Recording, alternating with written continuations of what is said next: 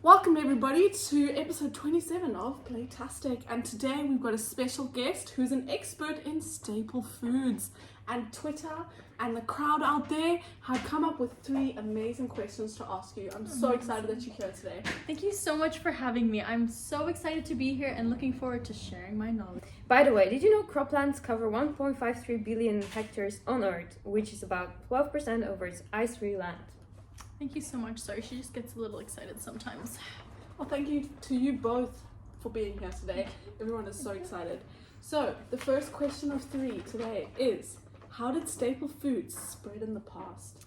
So from all the research I've done, I found that ordinary farmers in the past have played a huge role in agricultural production.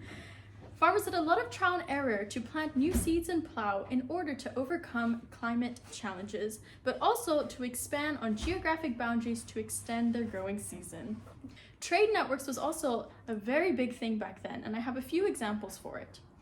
So for example, wheat and barley moved from Southwest Asia to Europe.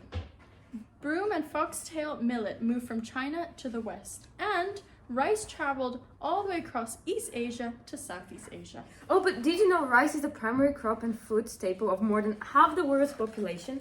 Asia in the world is the world's largest rice producing and consuming region. And also rice is increasingly becoming the staple throughout Africa. Wow, that is so interesting, and that fact was amazing. I think people are going to leave here with so much more knowledge than they came here today.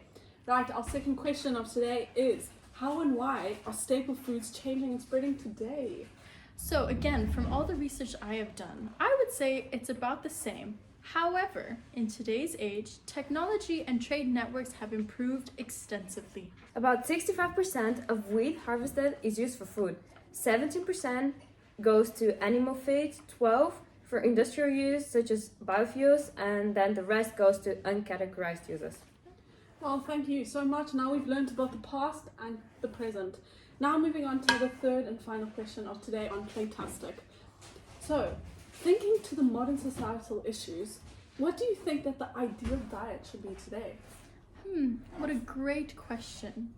Going back to my research that I've done, I have found that in today's society, people have made all kinds of diets. People want to eat less carbs and eat more protein to bulk up and But did you know that is actually wrong because you need a balanced diet? Yes, thank you. That's what I wanted to say. Yes, where people want to have their ideal shape, but as we have found in our research, we think that this should be in a more balanced form, as my fact checker has mentioned. And I just have one more question to add on to that. What do you think the human diet will be in like 100 years? Gosh, it will be ridiculous, but who can tell? Well, thank you to the both of you for coming. We have learned so much today on Playtastic, and can't wait for come to next week on episode 28 on agriculture.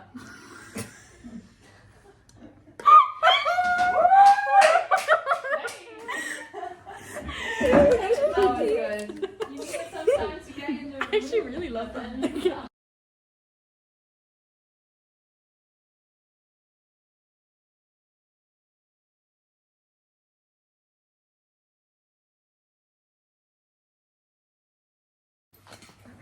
Welcome everybody to episode 27 of Playtastic, and the crowd and Twitter have. But by the way, did you know Shit. By the way, did you know I don't know. Climate challenges and to expand graphic? Nope. No. Let me just try the second part again. No, it's fine. About 65% of what harvested of what. Okay, you can just start again. I'll cut it later. Don't worry. I also found that trading was a huge thing back then, and I have some examples. I don't like that. I'm gonna try that again. This doesn't sound like a fly in my face. There's 3 flies. Again.